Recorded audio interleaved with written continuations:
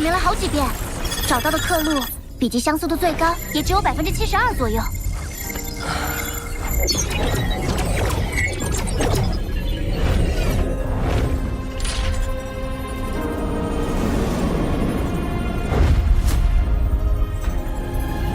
一个人的笔记不会轻易变化。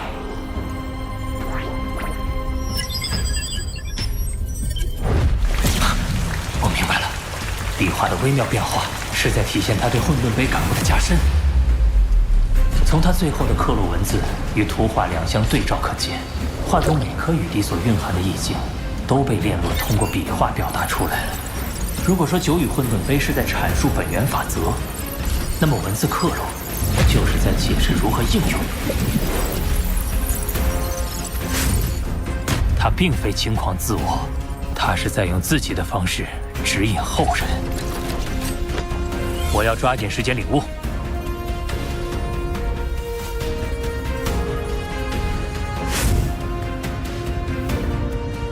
连续闯过2层通天桥的波澜，依旧终日苦修。荣勋又得到宇宙国主的垂青，后来居上。而我，虽然有炼落的刻录文字作为参考，但没有飘雪正文的帮助，终究进度缓慢。要闯过通天桥第1层，我必须另想其他办法。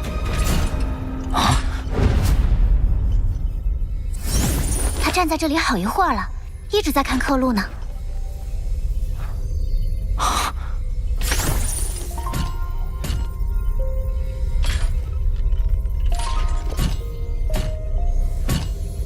波兰，你也是来参悟的？不，炼落的心得体悟不适用于我，这是3000年来一心潜修的沉着心性，值得一学。虽然他有着天才战总排名第1的头衔，3000年来也不乏被赶超、被轻视的经历。为了不落于人后，他恐怕体会了不少艰辛。体会艰辛，体会艰辛毋庸置疑，但他的出发点未必是与他人比较。我想，炼落不是为了外部评价而改变行动的人。他之所以能一心潜修，是他只将自己作为对手。毕竟，比起超越别人，超越以前的自己，会让事情简单很多。波兰与炼落同为天才战第1，他对当年炼落心境的揣摩，或许比我更为贴切。你若想另找提升方法，不如去城外闯闯看。城外，九剑尊者提过混沌城有3宝，而其中的第3宝就在城外。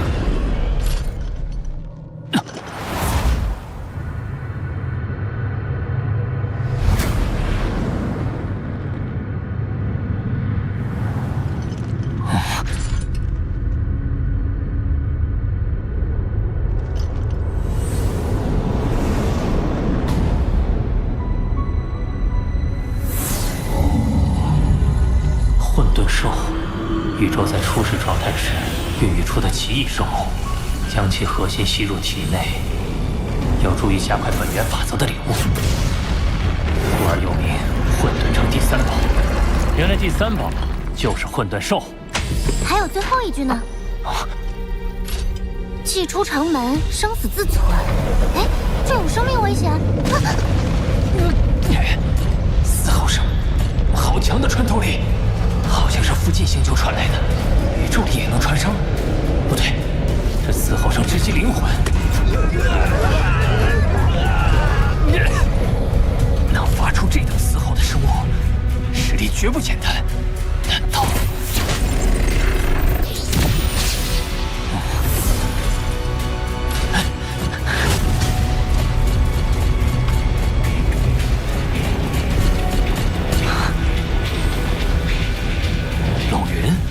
若风，你得小心，我们这一劫已经有不少人被混沌兽杀死，我和乌卡也是好不容易从兽群之中把陇鹰带出来的。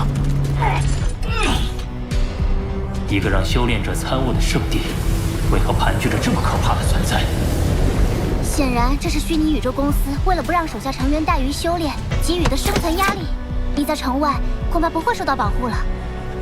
龙云身受重伤，那我如果只身冒险，恐怕也……比起超越别人，超越以前的自己，会让事情简单很多。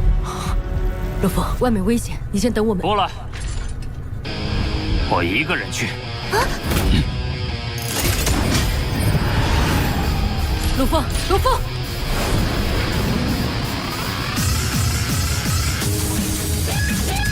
不与他人比，只与自己比。波兰说的没错，回想以前，不管有什么凶险，我从未退缩过。我可不能输给过去的自己。这从那儿传来的，是我的错觉吗？感觉那颗星球周围特别黑。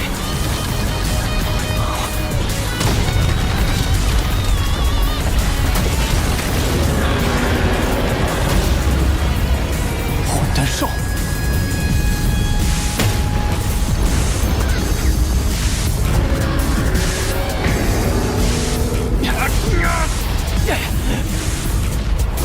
靠近后，感觉嘶吼声更强烈了。啊！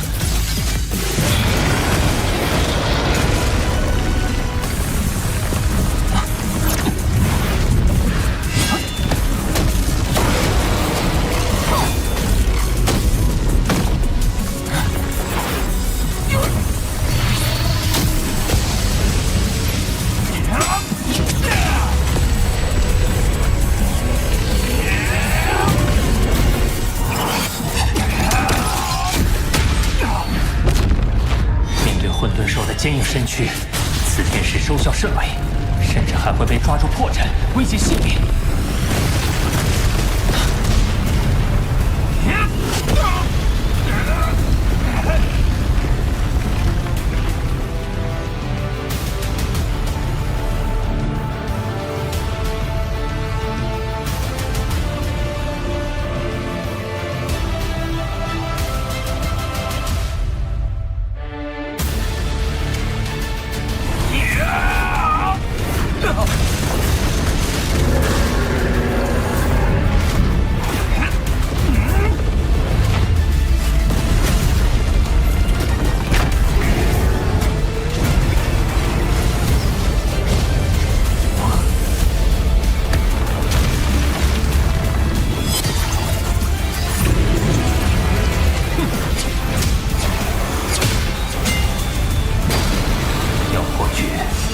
只有将我参悟混沌杯时在脑海中浮现的招式完美还原出来。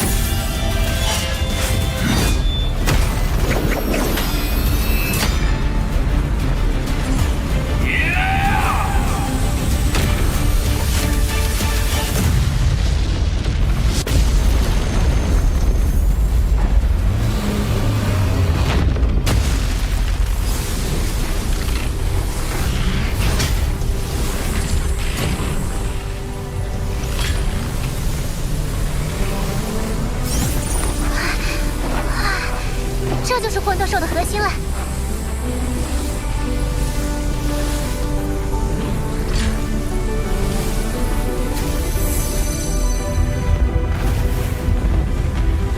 元核作为3个身体的共同核心，在吸收混沌兽力量后，会令金角巨兽和魔杀族分身对金之本源法则和空间本源法则产生更加清晰的感悟。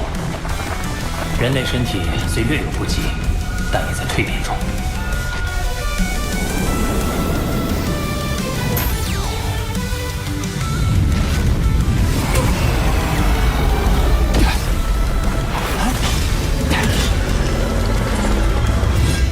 要独自面对混沌兽群，难怪众多天才会折戟于此。但是，我有必须应战的理由。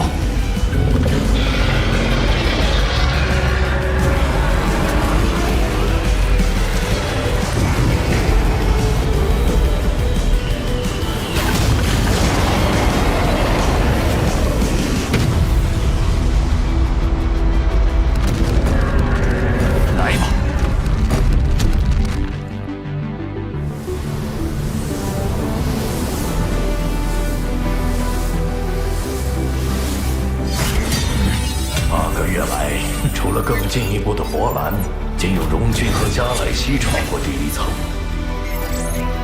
不知谁会是下一个通过者。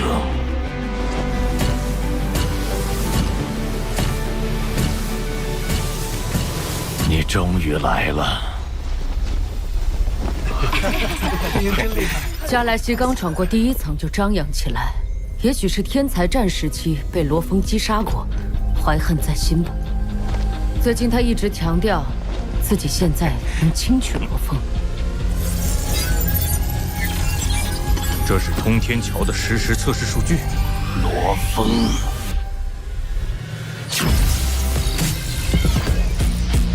眼神兵第3重，天剑式。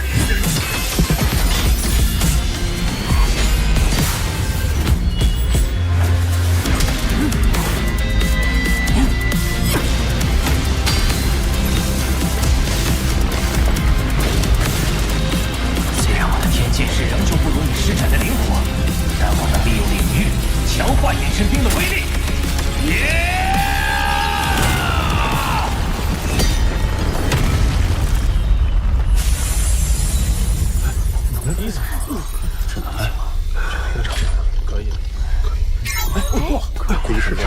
罗峰闯过第一层了。加莱西，你现在还觉得能轻取罗峰吗？既然我能先他一步通过第一层，那第2层也会如此。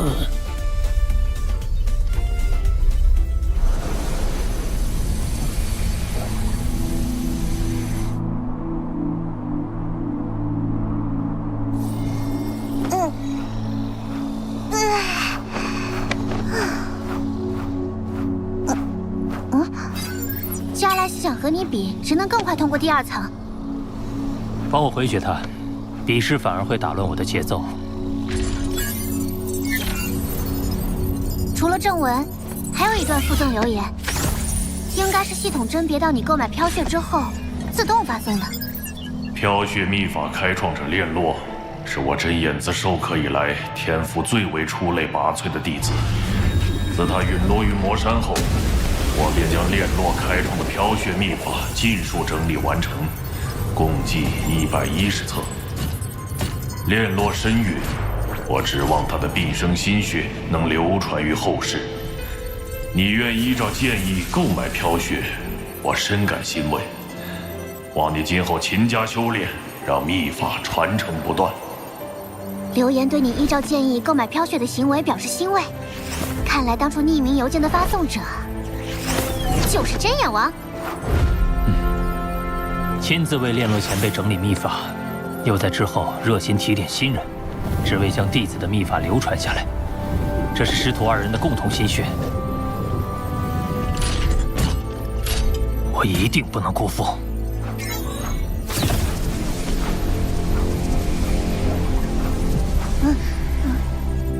在飘血的帮助下，我对第1幅图的理解更深了一层。看似复杂的电脑编码，究其本质，也就是2进制代码。同理，宇宙本源法则在飘血的剖析下，分解出了108种玄妙。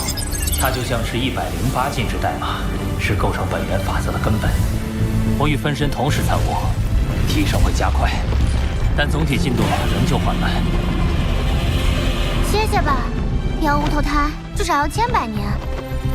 重组母巢不知何时会苏醒，我能做的只有不断参悟。